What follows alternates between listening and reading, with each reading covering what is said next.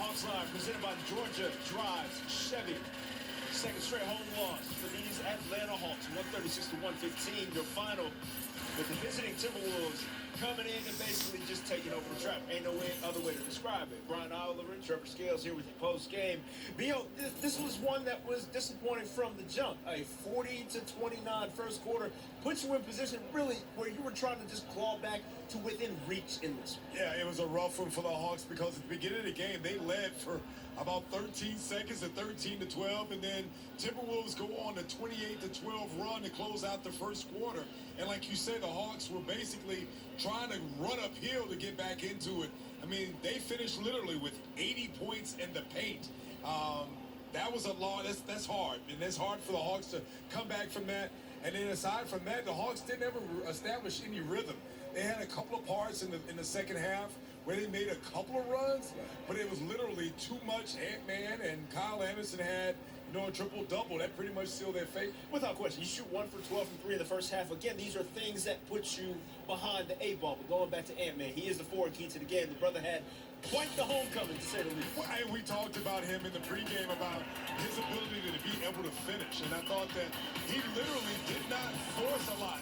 And I mean, the Hawks gave him opportunity. You see 12 to 25, 32 points, 8 rebounds, and 8 dimes.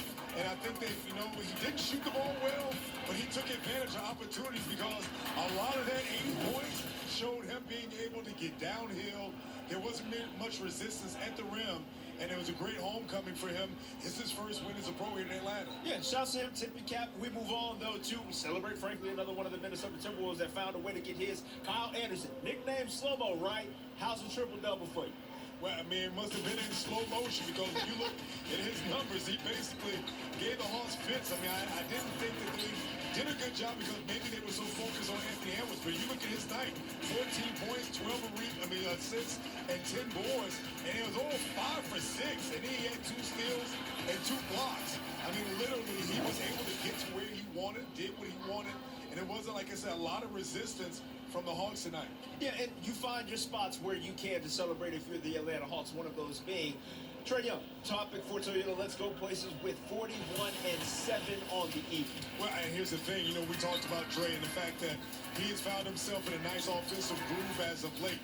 When the Hawks were sputtering offensively, it was Trae that was trying to keep them in there. You look at his line, 41 points, 7 dimes, 6 rebounds, 15 for 25, and the perfect for the line.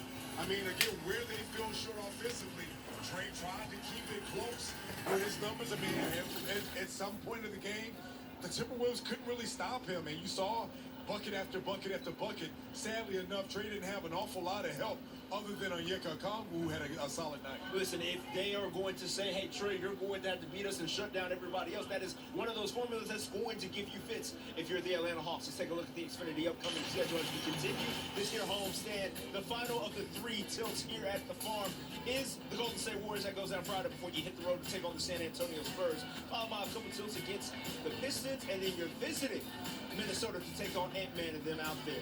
All games right here on Valley Sports Southeast, beginning with a little Hawks Live about a half hour ahead of tip-off. City Bay coming in with the baseline jam over Ant-Man.